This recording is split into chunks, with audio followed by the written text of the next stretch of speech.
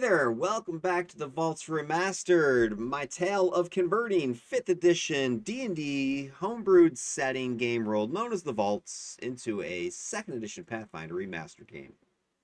Let me ask you a question today, especially for those game masters out there, those dungeon masters out there, the world builders.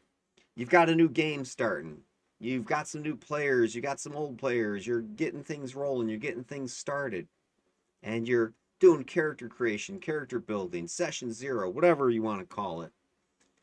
And you present to your players your options. Hey, we got these classes, we've got these ancestries, we got these heritages, whatever, right? And you got this list of, let's say, 24 ancestries that are options, but you've only got maybe, I don't know, 16 or so of them really well done, ready to go, homebrewed. But the other ones, you got a half dozen, let's say, that are pretty well, at least mentally planned out. And then you've got a couple that are straight out of the book type of options. And from this list, from this smorgasbord, from this menu of options, your new player to the game looks at that list, scans right past all your cool pictures and all your fleshed out feats and heritages and the ones that are in the book, and points to the one option amongst your 24 that what you have for it is this. Option 2, Chitine Spiderfolk. Well, that, mein Freunds, is today's episode. We have an emergency. We have a new player that wants to play something that is the quantity of information you have. So today's episode, we are going to be unraveling the web. How do you go from just about literally nothing to something playable, usable, ready to go when you're on the clock? You've got your new game, your new session. It's starting. I mean, you want to do a session 0 and have this player build this new character, yet you've got a title, and that's it. We're going to be weaving a Chitine Ancestry for Pathfinder today. We're going to be dipping heavily into Chatty Cathy. We're going to be using ChatGPT like it's our job. So let's go ahead. Let's just stop moaning about it. And by the way, if my new player happens to watch this, man, love you. I'm not complaining. I'm just saying I got me some work now, which I don't mind. It's fun. It's cool. So don't be like, oh, man, I'm sorry. You're good. I got you. Okay? Don't worry about it. It's going to be kind of fun. It's going to be a nice lesson for all of us out there that are maybe in that same exact boat. And I'm sure there's plenty of us. And by the way, if this happened to you or is happening to you, put it down in the comments. Let's hear your story. And while you're there, like, subscribe, notification bell, all those fun things, right? Let's get into this. So here we go. Our objective, it's pretty straightforward. We are going to take, and here's the real problem we got, guys. Not only is all I really have is a name and the idea of spider folk. If you look up the Chitine, this D&D creation, it's not even a race. It's not even a legit race anywhere. It's a monster. It's a stat block, and I think it's in Volo's guide. That's what you're starting with for the most part. And you need to take a monster stat block and turn it into a Pathfinder 2nd edition Ancestry with 6 unique heritages. That is a tall order. But that's our objective. It's not going to happen in 5 minutes, that's for sure. I'll tell you that right now. But where do you start? What do you do? Well, you got to gather your resources. You need to suck it up and figure out what you can do. Now, here's the good news. There is a spidery person ancestry already in Pathfinder, believe it or not. Now, I don't think it's anywhere close to these Chitines that I'm envisioning, these subterranean, darklands, underdark, monstrosities that are the nasty experimental love child of dark elves, the drow, or what I'm calling the Morshael in my game. Pathfinder has something called the Anadi. They came out, I think, in tandem with the Mwangi Expanse resource book. And so they actually have not just monsters, which is what you see the pictures of here from Mwangi Expanse, and they're also in one of the adventure paths, I think. I don't have either one of those books that these creatures come from, but I do have archives of Nethys, and so I can go and get the information from these creatures from that website.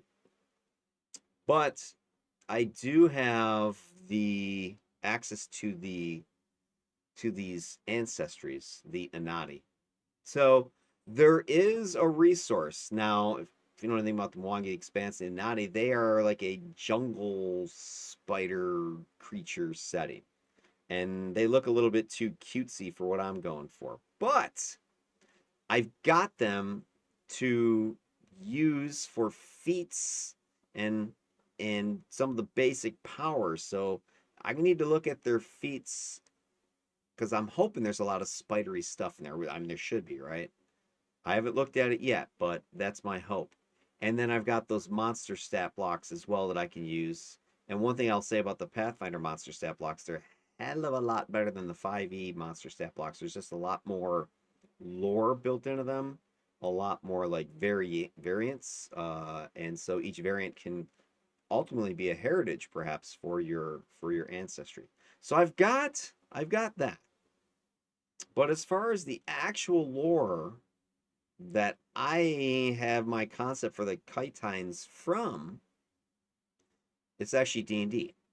And the 5th edition D&D, which is the one in the back right corner, that comes out of Volo's Guide. And Volo's Guide did a decent job of reintroducing lore. So there is a good chunk of lore for the Chitines for 5th edition. And then I also have the 4th edition Monster Manual 3, which is where the back middle one here, the middle one, is coming from. And then another resource I have is I think it's Monsters of Faerun. This is a 3rd edition monster manual. So I've got three, not years, but 3 editions worth of Chitine lore and monster stat blocks to pick from. So I got a lot of resources here. And this is the origin, the lore from D&D is the lore that I am using in my campaign game. The short version of it is this.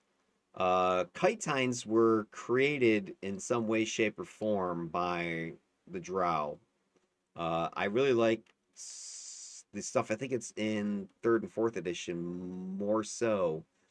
They're like experiments. And the way I'm using them, and the way that I think they kind of tie into the greater Drow mythology, is they're sort of part of this flesh warping experimentation that Drow do on their prisoners or whatever. But that transition from Drow to Drider, that half, male Drow and half spider hybrid, that monstrosity. So I kind of see the Chitines as sort of this experimental, you know, mistake in that pathway, in that continuum. And so in my game world, the way that's going to translate is the Drow in my game world, which are the Morshael, they're called. They were elves from the surface who've been trapped down in my game world because of reasons. Don't want to get into them right now.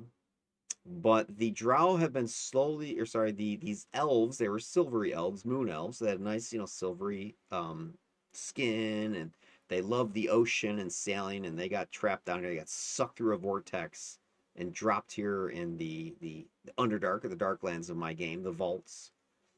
And they have slowly become tarnished over time. They blame the darkness. They blame, the warp energy, the radiation around them. They blame their environment, this filthy dark environment. So they're getting tarnished. Their once silvery skin is turning charcoaly black and just mottled, and their hair is just bleaching and turning white. Your traditional drow look. And as part of their way to try to stop this process, they began to experiment on their patience, if you will, using alchemy that they were discovering down here in the Darklands Underdark Vaults world. So it's not the magic they were used to. They're cut off from their nature magic for the most part, and they're having to focus and use and relearn stone, earthy magic. So anyway, they're experimenting, trying to stop this tainting, this tarnishing, and they begin to experiment. And what happens? Chitines happen. And to hide the horrors of these experiments, these illegal experiments, of these lab rats, they dispose of them, right? Run them through the underground tunnels underneath their encampment to hide them from the populace, the other, silver elves, drow, who are desperately looking for cures. Chitines escape. Chitines are thrown out. Chitines become a thing in the game world. They are now loose. These crazy, ugly-ish, spidery people. You can kind of see the face of one of the old ones. Don't really like that art particularly. But anyway, the art that I'm looking for. Here's what the current 5e art looks like. Here's the art that I'm trying to develop. I had my pal Sal put together a couple of images. I really like this one. Really creepy. I'd like to get some clothing and weapons on this thing to see what it looks like, but it's been a bit of a slog trying to get Sal to cooperate. So anyway, that's my idea. At least that's kind of my concept. So I need to take those ideas of my game world and fuse it with 3 editions worth of D&D references, which are pretty similar to what I just explained for my game world. Sans, the Lolth, and the other stuff. And then take Pathfinder's version, these Anadi, but get them out of the jungle and hopefully use some of their feats and ancestry abilities and, right, fuse it, merge it, weave it together. You see that? That little reference, right? My little pun. So that's the goal. That's the plan.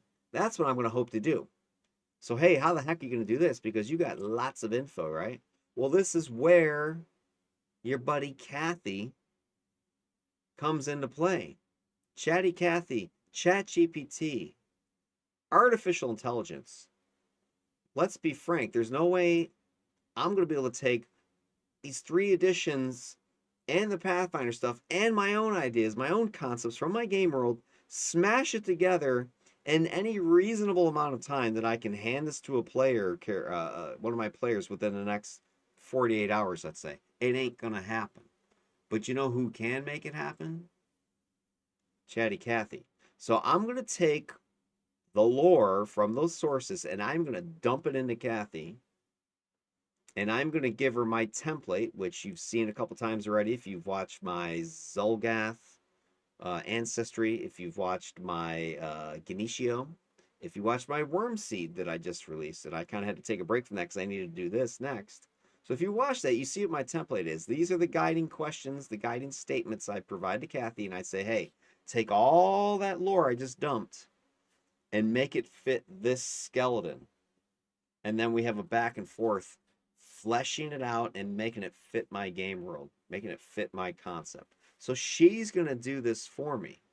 Well, not do it for me, but you know what I'm saying? She's gonna take all that stuff and try to fuse it for me into a reasonable facsimile of an ancestry. But I think even that's gonna be a pretty tough challenge for Cathy. But it's the one that I have. It is the road that I must travel, my friends. So that is what I am up to. That's what we're gonna do. And so if you want to see, you're gonna have to watch. How the heck does this turn out for the kid? Is it gonna work, or is it gonna be an utter freaking disaster? I think it's gonna work, but I don't know. So here's what I want to do. I want to do a quick check with Cathy to see if she even knows what a chitine is, and then if she does, it'll make things a lot smoother. But if she doesn't know, that's gonna be kind of a little bit more of a problem. So if you are ready, if you are willing, if you are able, like the vid, click notify, subscribe. Of course, right? Gotta throw that in there. But then watch the next episode, because this is going to take me a while, my friends. I'm going to have to take a while just to take this information, put it into ChatGPT, and get it ready. And you don't want to see any part of that, let me tell you. All right. I will catch you in the next video. Like, subscribe, notify, blah, blah, blah. Comment below if you have any ideas, please. I would love it. And then check out the next vid, because I'm going to go for it. I'm going to, hopefully, by that point, you'll see I'll have a bunch of stuff dumped into Kathy, and I will click go, and we will see what she can help me come up with. In the meantime, have yourselves a good night, and I will catch you in the next video. Peace out, and happy converting your own game world to Pathfinder 2nd Edition.